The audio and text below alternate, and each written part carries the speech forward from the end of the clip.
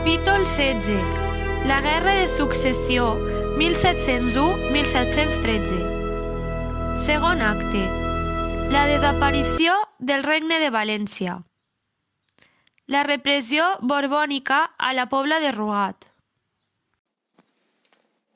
Con esta entrega finaliza esta serie de capítulos dedicados desde la divulgación a la historia de la Pobla con motivo del actual confinamiento relativamente abierto a partir del día 4.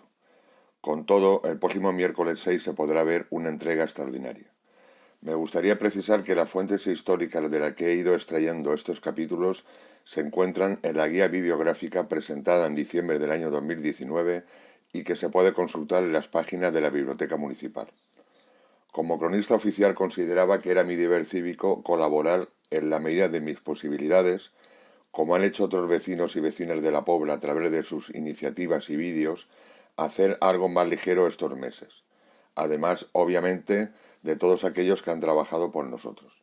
No sé si lo he conseguido, pero sí que me gustaría agradecer a todos y a todas los que se han acercado a estas páginas apresurados de la historia de nuestro pueblo. Así como a Guillermo y a Roser García, que lo han hecho posible en su formato visual.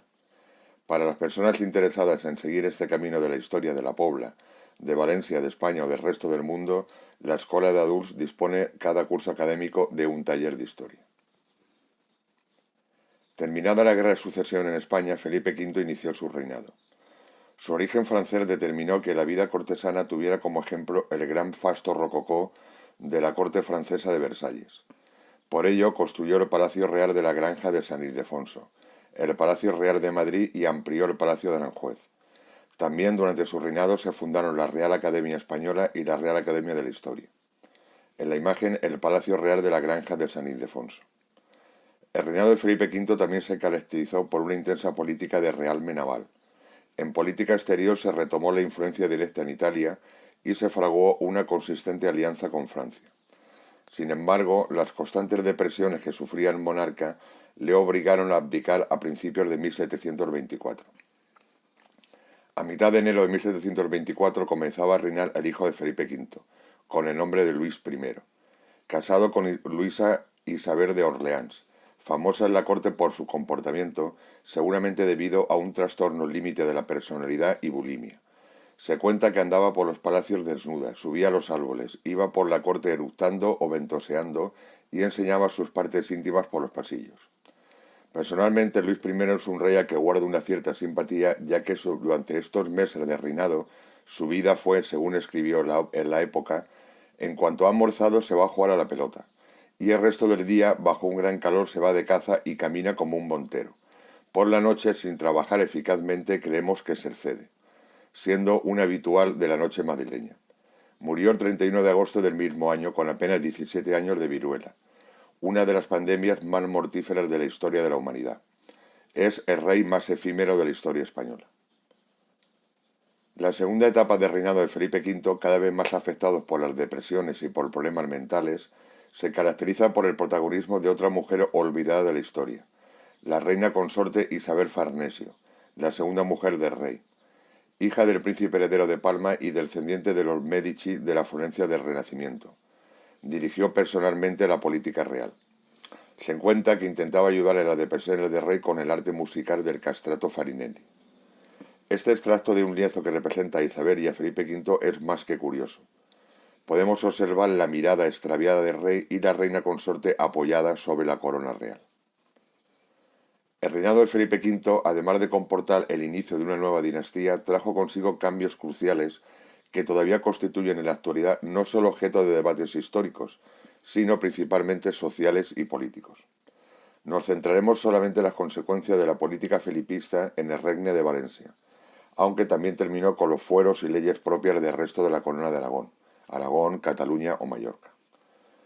El 29 de junio de 1707 se promulgaba un real decreto redactado por Melchor Rafael de Macanaz, conocido como Nueva Planta, un título con toda una declaración de intenciones políticas, por el que se decretaba la completa abolición de todos los referidos fueros, privilegios, prácticas y costumbres hasta aquí observadas en los referidos reinos de Aragón y Valencia, siendo mi voluntad que estos se reduzcan a las leyes de Castilla y al uso, práctica y forma de gobierno que se tiene y ha tenido los tribunales, sin diferencia alguna en nada. Este decreto suponía de manera directa e instantánea la desaparición del Regne de Valencia, de su ordenamiento jurídico, de su derecho público y privado, de su administración propia fiscal, de sus instituciones propias como el Corts, Generalitat, Audiencia Foral y de los consejos municipales. El Regne, como se ha significado, dejaba de existir como entidad política diferenciada. Eso sí, se mantuvieron los privilegios señoriales. En la imagen, un detalle original del FURS. Las causas que provocaron este cambio revolucionario en la historia de la monarquía hispánica son diversas.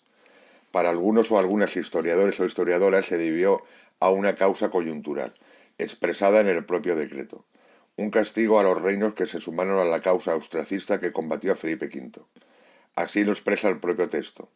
Por justo derecho de la conquista que de ellos han hecho últimamente mis armas con el motivo de su rebelión, que cometieron, faltando enteramente al juramento de fidelidad que me hicieron como su legítimo rey y señor. Por eso se argumenta no abolió los fueros propios de Navarra ni los del actual País Vasco que combatieron a favor de Felipe.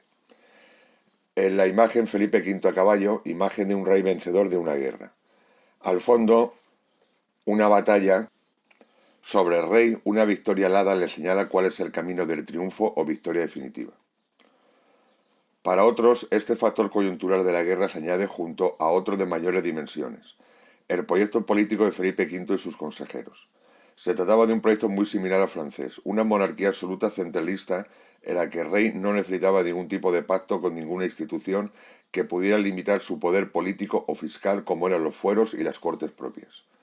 Una monarquía regida por el rey junto a sus consejeros y funcionarios elegidos desde este centro de poder, con unas mismas leyes y una similar fiscalidad, como garantía de conseguir más ingresos para conseguir una recuperación económica y del poder militar. Este sentido de monarquía absoluta también se expresa en el decreto. Y tocándome el dominio absoluto de los referidos reinos de Aragón y Valencia, considerando también que uno de los principales atributos de la soberanía es la imposición y derogación de las leyes, las cuales con la variedad de los tiempos y mudanzas de costumbres podría yo alterar. Se trataba pues de una monarquía absoluta, con el poder centralizado en el rey sobre la nobleza, la iglesia y la Inquisición, con la abolición de los fueros propios. Todos los súbditos, casi sin excepción, estaban sometidos a las mismas leyes. Incluso para muchos contemporáneos se estimó que la nueva planta había supuesto la creación del Estado más unitario de Europa.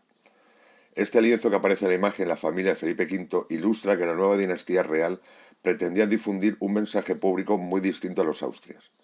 La inspiración de la gran corte de los Borbones franceses, el modelo de la monarquía absoluta, resalta en este lienzo. Este principio de centralización del poder en la soberanía real y de uniformidad en los territorios de una monarquía sobre la dispersión medieval también se debe situar en su contexto histórico europeo, ya que no fue exclusivo de España sino que abarcó a gran parte de la Europa de ese siglo. Prusia, Francia, el Imperio Austriaco, el Imperio Ruso, etc. Así, si las instituciones forales se habían creado en la Edad Media para limitar el poder real, en esta coyuntura de absolutismo monárquico, la decisión tenía su lógica interna. En la imagen, un mapa con el avance de las monarquías absolutas en la Europa del siglo XVIII. Para otros, aún integrando ambos factores, añaden uno más de mayor amplitud cronológica.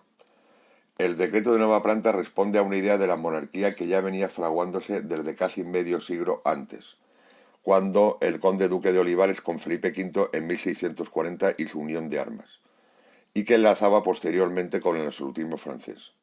Para Antoni Furió era un proyecto con dos raíces, la uniformización a la francesa y la castellanización olivarista.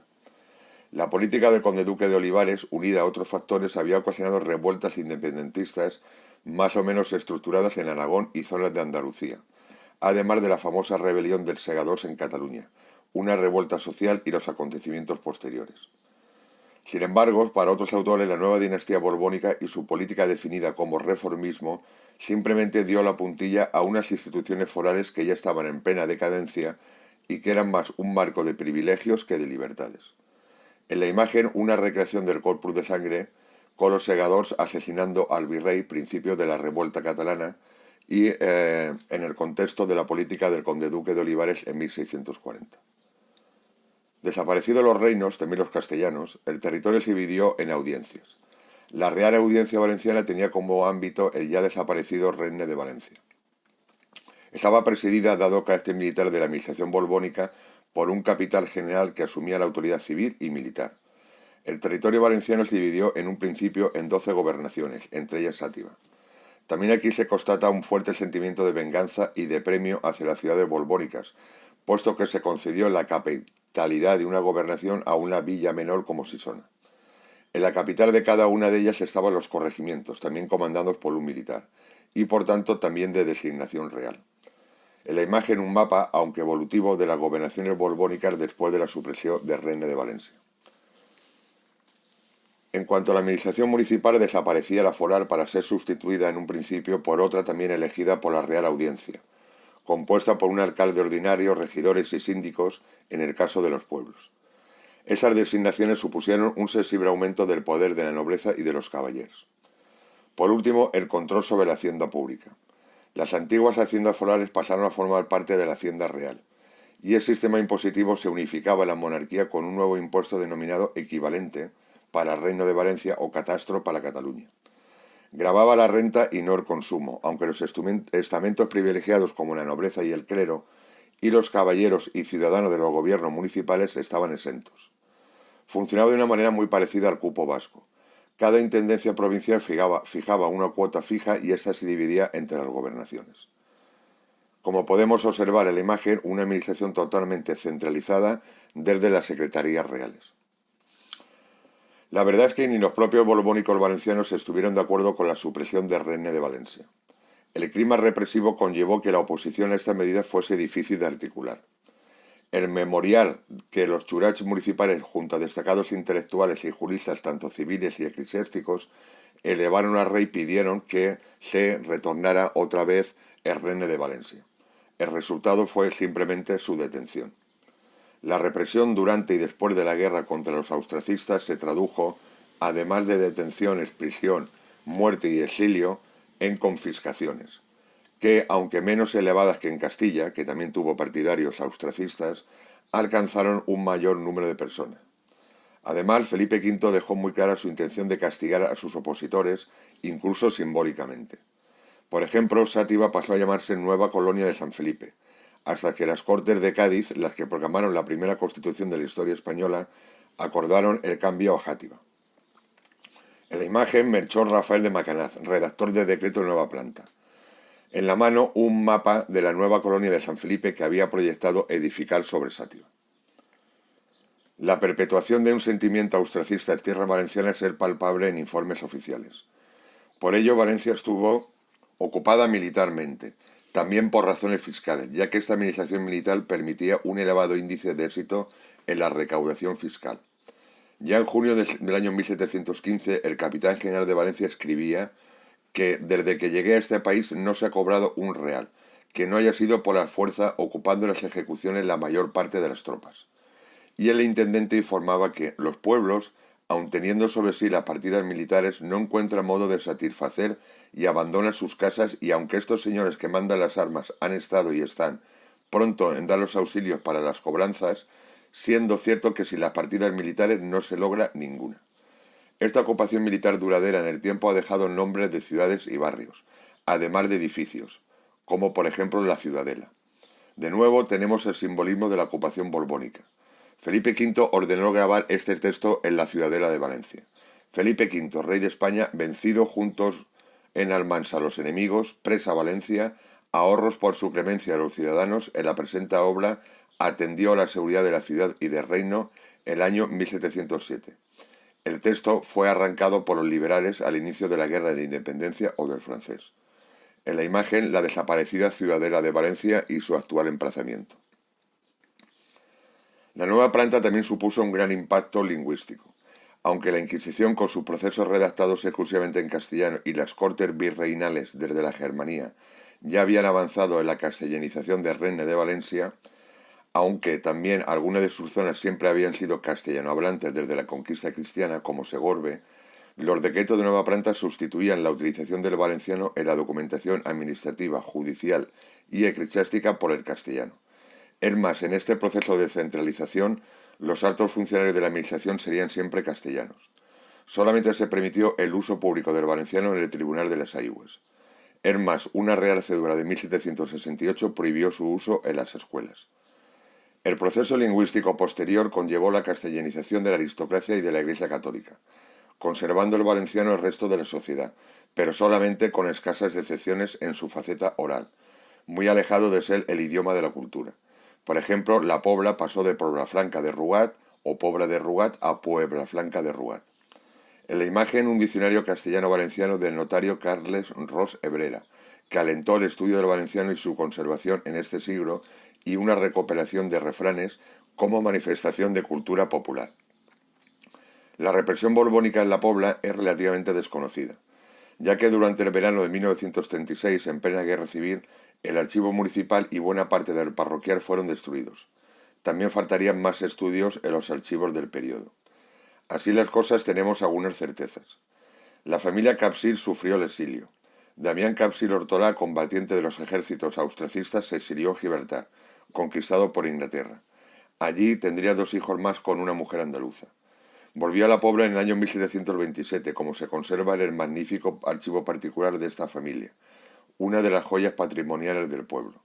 Damián Capsir, mi abuelo, dexó a Gibraltar y se trasladó a esta villa con su familia en 1727. En Gibraltar también se exiliaron Ana María Capsir y su cuñado Miquel Ferrer, notario de Castellón de Rugat, quien, junto a Josep Ferrer, también participó en la guerra defendiendo a Carlos III. Recordemos que Josep murió en combate en Ador. En la imagen, una urna funeraria del siglo XVIII conservada por la familia Capsir. Posiblemente, según Abel Soler, guardó las cenizas de Miquel Ferrer, muerto en Gibraltar. La rama familiar de los Ferrer, que habían obtenido el título de caballers con Carlos II y que habían combatido activamente contra los Borbones, también fueron castigados con cuantiosas multas y la subasta pública de sus bienes de la viuda de Josep Ferrer, por lo que tuvieron que vender una casa en la parroquia de San Martí, en Valencia, así como gran parte de sus bienes en la Pobla. Aunque en este caso la intensidad de relaciones, seguramente también políticas, derivado de un apoyo austracista con la congregación de mínimos del convento, les ayudó, ya que se dedicaron a comprar los mínimos una parte considerable de sus bienes muebles para después devolverlos, y aceptaron la imposición de un censal o préstamo de 400 libras a favor de Vicent Ferrer. Para Abel Soler puede ser también que la casa de los Ferrers, caballers, el que tiene el escudo heráldico, también fuera incendiada o al menos saqueada, ya que el archivo familiar no se inicia hasta 1708. En la imagen, las 3 casas, el patrimonio de los Ferrer, edificado sobre la antigua almásera del obispo. La última, con la calle Malta, pertenecía al maulet muerto nadador Josep Ferrer. También, como hipótesis, constatar la posible presencia de poblatáns en la corte del archiduque Carlos, del Carlos III de la guerra, ahora el emperador Carlos VI, rey de Hungría y de Bohemia. Vamos, que perdió la corona de España, pero en el paro no se quedó. Por ejemplo, el caballero Vicent Ferrer estaba casado con Vicente Ancherot, un apellido nobiliario relacionado con Lluchent. Entre la colonia de exiliados austracistas en la corte imperial aparece un tal Aquileu Ancherot, un sacerdote Joan Ferrer, Francesc Ferrer, coronel de caballería, que podría ser el hijo del caballero Vicent Ferrer, y una incierta presencia de exiliados de Lluchent, Xàtiva y Benigànim, incluso un sacerdote apellidado Fallos. En la imagen, el archiduque Carlos, ahora como emperador Carlos VI. Estos exilios dejaron su huella en la toponimia de la Pobla. En el año 1756 estaba en plena construcción la plaza que conocemos como Plaza de Lluís Guarner. Si bien su nombre histórico es Plaza de San Francisco de Paula, en referencia al convento, durante décadas se conoció como Plazuela de Gibraltar, ya que vivió alguna de estas familias exiliadas al pellón de la soberanía inglesa. La calle Malta también recibió su nombre o fue rebautizada con este nombre, aunque en este caso la inscripción es más complicada documental, debido a que alguien de la familia Ferrer se exilió a la isla británica de Malta. En la imagen, fabuloso boceto de la Plaza de Gibraltar, posteriormente de San Francisco de Paula y actualmente conocida como de Lluís Guarner, confeccionado por una de las personas que más ha colaborado en preservar el patrimonio local, Felip Bosca.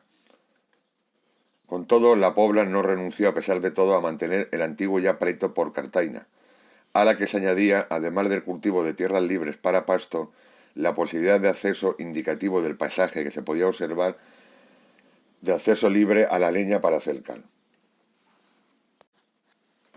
A pesar de la represión incitada por el señor Jorge Núñez Barterra, Después del asalto e incendio de Sant Pere por parte de vecinos de la Pobla, la vila continuó ahora por la vía legal ante la Real Audiencia, aunque no siempre con este antiguo contencioso, negándose a pagar al señor los derechos señoriales sobre las tierras y uno de los molinos, posesión en un principio de un poblatá. En octubre del año 1730, el señor de Sant Pere denunciaba que un grupo de poblatáns alcanzaron el molino de su propiedad, cercándole dicha justicia con gente de armas, y se llevaron 8 palomos, un pico, 3 medios y un cuartón de azada. En la imagen, la portada del documento del pleito de Cartaina. En el pleito aparece una relación más detallada de las razones del asalto a Sant Pere que referimos en el capítulo anterior durante la Guerra de Sucesión, aprovechando que el señor de Sant Pere era borbónico, terminar con sus pretensiones o derechos sobre Cartaina. Aquí se relata con mal pormenores cómo fue el asalto a Sant Pere. Acompañados y protegidos los dichos vecinos de la Pobla de diferentes migueletes, invadieron ferozmente al dicho don Jorge, mujer, hijos, familia y demás vecinos de Sant Pere, y dieron fuego a la casa en donde dicho don Jorge y los demás se hallaban para defenderse, sin que lo pudieran impedir por ser formidable dicho somatén y muchísimo mayor en número de aquellos que el de estos. Y para que no pereciesen, sus personas apelaron a la fuga y dejaron el lugar. Y al instante se apoderaron de él, de Sant Pere, los de la Pobla, y lo saquearon y robaron, llevándose a ella muchísimas riquezas de oro, plata, dinero, seda, vino, aceite, trigo y otras diferentes cosas que hallaron, así en la casa palacio de dicho señor don Jorge como en la de sus vasallos, sin que aún lo más sagrado quedara santo de la furia codiciosa de los de la Puebla, pues accediendo a la iglesia robaron tranquilamente sus ornamentos, la plata, lámparas que contaron ellas, y llevaron a la Pobla. Y viendo ellos que por haberle protegido la fuga no habían podido degollar al dicho don Jorge, quitaron también las puertas, rejas y ventanas de la casa palacio y diferentes puertas y ventanas de alguna de las casas de sus vasallos, y quemaron casi toda la dicha casa y lugar de Sant Pere, dejándolo absolutamente muy arruinado.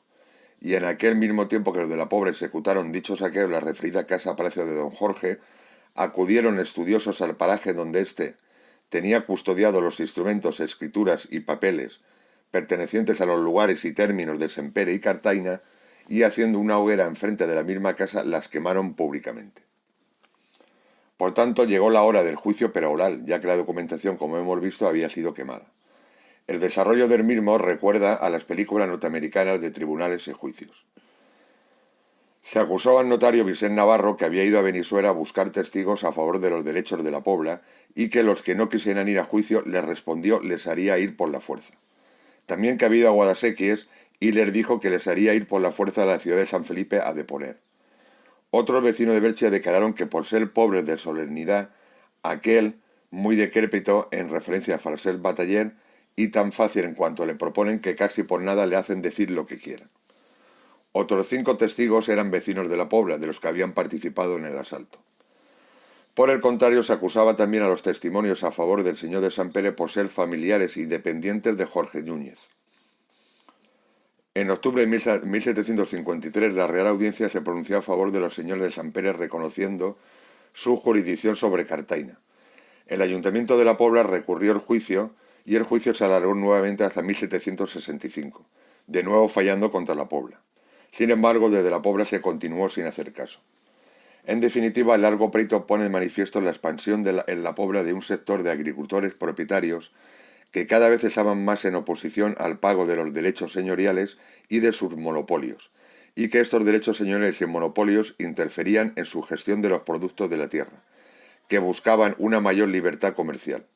Pero en este caso, en un principio, ganó la nobleza señorial. La trayectoria de los señores Núñez terminaría en la alta nobleza. Emparentados con los Milá de Aragó de Albaida, acabarían reuniendo en las mismas manos las baronías de Otos, Torralba, Misena, Sant Pere y finalmente, a partir de José María Milá de Aragó y Milá de Aragó, los títulos de tercer marqués de San José y sexto marqués de Albaida. Y en la imagen el palau de los Joan Núñez de Otos, construido en el año 1725. Y eso es todo, amigos y amigas.